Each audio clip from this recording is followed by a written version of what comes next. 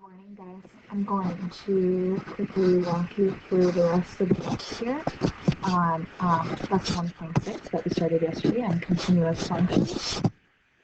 And we left off here on this example. If we back up one, just a recap from yesterday, we talked about what continuity means, and in order to be continuous at a point or over an interval, the function has to be defined, the limit has to exist, and they have to be the same. They have to be equal. So on all three of these examples, we saw that the function was not continuous at those particular x values, since one or all of the criteria did not hold true. So we're going to move on to this example, which says, determine whether each function is continuous or not. Justify your answer by using the definition of continuity. So what we see here is a rational function. And I know right away, just by looking at this is not going to be continuous. And the reason we know that is because this is a rational function. There's going to be an asymptote at x equals 3. And there's no way to remove it. It's a non-removable discontinuity because there's nothing from the numerator to cancel out with it. So to prove it using the definition of continuity, we would need f of 3, since 3 is where we're predicting the discontinuity to occur. F of 3 is going to be 1 over 3 minus 3, which is 1 over 0, which is undefined. But what about the limit? The limit as x approaches 3? Well, since that is a vertical asymptote, the limit does not exist. So that is enough for me to say f of x will not be continuous at x equals 3, since there's a vertical asymptote there, which is a non-removable discontinuity. And using the definition of continuity, we can further justify that by saying f of 3 does not equal the limit as x approaches 3 of f of x. Okay, so that one is actually pretty easy. There's a vertical asymptote, and that is a non-removable discontinuity. All right, looking at this example, we have a similar setup here. It's a rational function, so we are anticipating there is going to be some discontinuity here. But the question is it a vertical asymptote, which is a non-removable discontinuity, or are we going to be able to cancel out that x plus 2, making it a removable discontinuity because it'll be a whole? So I guess in order to see that, we're going to need to factor out the numerator. So factors of 12 that add up to 7 are 4 and 3. And so factoring out of 2x, we get x plus 2. Factoring out of 3, we get x plus 2. Aha. So 2x plus 3 over x plus 2, or times x plus 2, and this will all be over x plus 2. So here's what I see. The x plus 2's will cancel, so this will be a removable discontinuity, but it's still a discontinuity. So to use the definition of continuity to justify this, we should first find what g of, well, negative 2 is, because that's where the whole is going to be at x equals negative 2. We know we're going to get something over 0. The question is it a number over 0 or 0 over 0? And so if I put negative 2 into the numerator, I'm going to get negative 2 squared, which is 4, times 2, which is 8, plus negative 14, which will be negative 6, plus 6, which is 0. Okay, so this is indeterminate. And what about now the limit as x approaches negative 2 of g of x? Well, since we can remove the discontinuity, we can use this remaining piece to calculate the limit. So negative 2 times 2 is negative 4, plus 3 is negative 1. So g of negative 2 does not equal the limit as x approaches negative 2 of g of x. So this function is not continuous. In fact, I'm going to state right here, g of x will not be continuous at x equals negative 2, since there is a hole, and that is a removable discontinuity. Feel free to pause this video if you'd like a moment to write that down. I'm going to keep moving here. All right, this next example says, use the definition of continuity then to find a value of k so that the function is continuous for all real numbers. Okay, so we have to think about what that means. If we want this function to be continuous, it has to meet all three criteria for continuity. G of x has to exist for the x value that we're concerned about continuity existing. And then the limit there has to exist, and they have to be the same. So maybe we should start with the limit piece. In order for a limit to exist, the left-hand limit and the right-hand limits have to exist, right? According to the limit equation theorem. So we need, now first of all, I guess I'm going to back up and I'm going to say, where do we think a discontinuity is going to occur? And since this is a piecewise function, you're concerned about continuity at the boundary point where the two pieces meet. We need them to meet at the exact same y value for this function to be continuous, and if they don't, then it's going to be discontinuous. So what we're really interested in is what's happening at x equals 2. So we need the left-hand limit, the limit as x approaches 2 from the left of g of x, to equal the limit as x approaches 2 from the right of g of x in order for the limit to exist. So that means we need kx squared to equal kx minus 6 when x equals 2. All right, so we can solve for k by putting 2 in for x. So 2 squared times k equals 2 times k minus 6. This is 4k equals 2k minus 6. Subtract 2k and you get 2k equals negative 6. So k equals negative 3. That'll make the limit exist. Now we need to make sure that g of 2 is going to be the same value. So g of 2. So when x is equal to 2, that's going to be on this piece because that's where the equal to sign is. When k is negative 3 and x is 2, we are going to get 4 times negative 3, which is negative 12. And now we need to confirm that that is going to be the limit as x approaches 2 as well.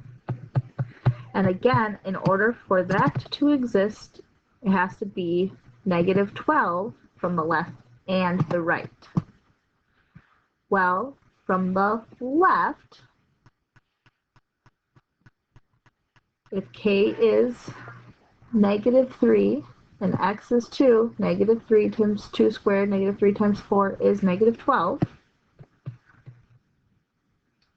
And from the right, we already know that when k is negative 3 and x is 2, negative 3 times 2 is negative 6, minus 6 is negative 12. So the limit exists at negative 12. So we can say when k equals negative 3, g of 2 is going to equal the limit as x approaches 2 of g of x is going to equal negative 12. So g of x will be continuous.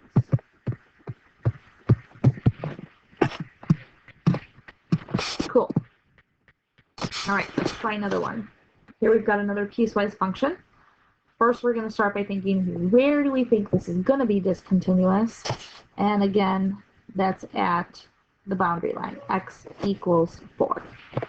So we need h of 4, whatever that equals, to be the limit as x approaches 4. And I'm going to come back and fill these in later.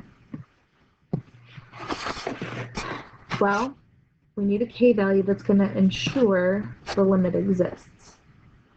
So when x is 4, we need the left-hand limit to equal the right-hand limit. So let's take a look. Ooh. Let's take a look at what the one-sided limits are. The limit as x approaches 4 from the left, that's this first function, and that's an absolute value over an absolute value. And we notice that there's an absolute value over something. We notice there's an x plus 4 in the numerator and the denominator, but can we cancel them out? Well, when you're approaching 4 from the left, that would be a value like 3.9.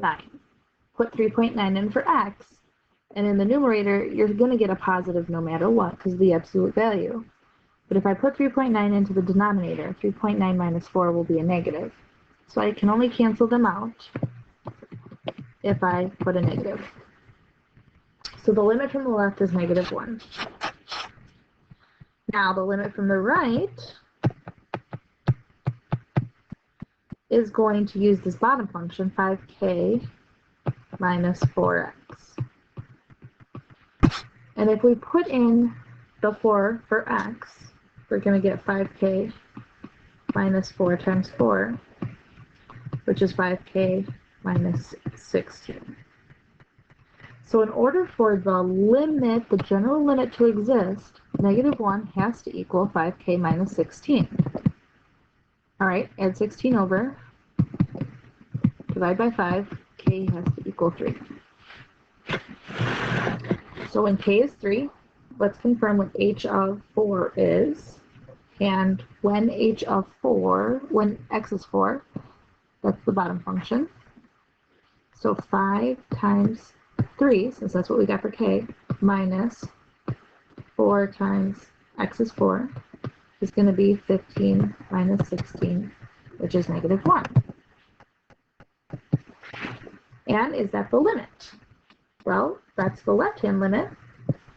And is that going to be the right-hand limit? Well, when k is 3, 5 times 3 minus 16, 15 minus 16, yep, it's going to be negative 1. So then, write a nice ending sentence here like we did on the last one. I'm not going to do it on my screen, but you can pause and write one on yours. That says, when k equals 3, h of 4 will equal the limit as x approaches 4 of h of x will equal negative 1. So h of x will be continuous. Okay? All right, next one. Another piecewise function says, given h of x equals these 3 pieces, for what values of x is h of x not continuous? So these are all polynomial pieces, a line, a constant, and a polynomial, a cubic function. Each individual piece is most likely continuous on its own. But again, we are concerned with what's happening at x equals 2. Negative 2, excuse me, because that's where the boundary is on this piecewise function. So is this going to be continuous or is this not going to be continuous? So let's start with the most basic piece. What is h of negative 2? Well, we know, based on this middle piece here, when x is negative 2, y, or h of x, is 3. So that means, in order for this function to be continuous, the limit as x approaches negative 2 has to be 3, or this function will not be continuous. Well, in order for the limit to exist, the left-hand limit has to equal the right-hand limit, so they would both have to equal 3. So let's check that. Is the limit as x approaches negative 2 from the left, well, I don't know if it's 1 there, should just be a negative, is that going to be 3? Well, when x approaches negative 2 from the left, that's going to be the upper function, the first piece that's on the piecewise function, since that's when x is less than negative 2. So that would be negative 2x minus 5. Plug negative 2 in for x, and we get negative 4, or positive 4 minus 5, which is negative 1. So right off the bat, the left-hand limit is approaching negative 1, which is not h of negative 2. So I know that this is not continuous. But I'm just continue justifying that with the right-hand limit. So as x approaches negative 2 from the right. Well, that's going to be the last piece, which is x cubed minus 6x plus 3. So negative 2 cubed minus 6 times negative 2 plus 3, which is going to be negative 8 plus 12, which is 4, plus 3, which is 7. So the limit as x approaches 2 of h of x does not even exist, since the left-hand limit does not equal the right-hand. So h of negative 2 does not equal the limit as x approaches negative 2 of h of x. Therefore, h of x is not continuous at x equals negative 2. Okay? All right, very good. Next piece. So use the three-part definition of continuity to create a system of equations. Then find the values of a and b so that f of x is continuous for all real numbers. All right, so we want to make this continuous. So let's think about, first piece of continuity says that f of the value has to equal the limit as we approach that value. And so the piece that we know right now is that this is a piecewise function, so we're concerned about continuity at the boundary x equals negative 1. So when x is negative 1, f of negative 1 is 6. So that means we need the limit as x approaches negative 1 to equal 6. Well, by limit existence theorem, that means we need the limit as we approach negative 1 from the left and the limit as we approach negative 1 from the right to equal 6. So what does that mean? Well, here's as we approach from the left. That means we need 2ax minus b to equal 6. Here's where we approach from the right. We need ax squared plus b to equal 6. Well, we know that x is going to be negative 1. So 2 times a times negative 1 minus b has to equal 6. And a times negative 1 squared plus b has to equal 6. So let's do some simplifying here. We get negative 2a minus b has to equal 6. And negative 1 squared is just 1. So a plus b has to equal 6. So here's our system of equations. And we have to decide now how to solve. And remember, all the way back in Math 3, you reviewed systems of linear equations. And so you can graph them, you can use substitution, or you can use elimination. To me, elimination looks like it's going to be the easiest, because if I line these up and I do elimination, the b's are going to drop out right away. And so I'm going to get negative a equals 12. So that must mean a is going to equal negative 12. Well, if a is negative 12 and a plus b has to equal 6, so negative 12 plus b has to equal 6. Add 12 over, b has to be 18. So that's going to come, so a equaling negative 12 and b equaling 18 is going to confirm that the limit from the left equals the limit from the right will equal 6. And if you want to just like double check to make sure that's true, go back up to the left and the right and plug your a and b values and your x equals negative 1 in. So 2, a is negative 12, x is negative 1, minus b is 18. Is that going to equal 6? Well, we're going to have negative 12 times negative 1 is 12, times 2 is 24. 24 minus 18 equals 6. Yep. Okay, bottom function. A is negative 12. X is negative 1 squared plus B is 18. Is that going to equal 6? Well, negative 1 squared is 1. 1 times negative 12 is negative 12. Plus 18 is 6.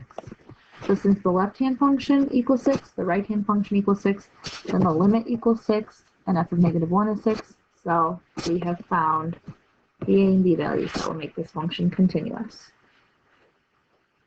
Perfect. All right, last piece here, real simple. This is just a recap of what we discussed in this entire section about continuity.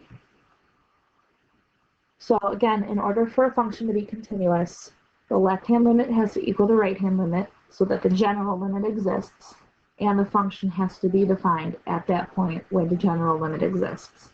So let's look at this piecewise function to determine if this function is continuous. So first in A, we want the limit as we approach 3 from the left.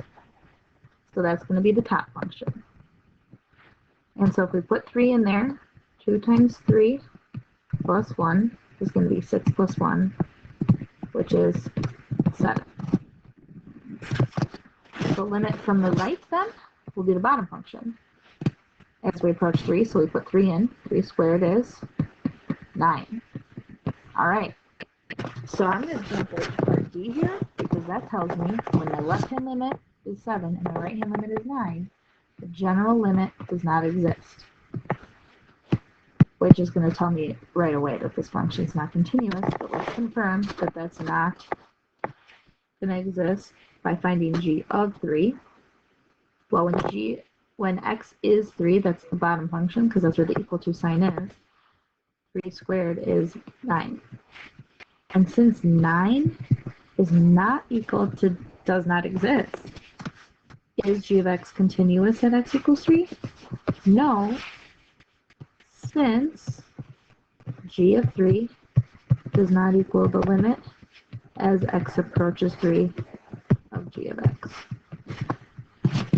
All right, that's it, guys. You can use the rest of this time to work on the assignment for 1-6. It is due Monday.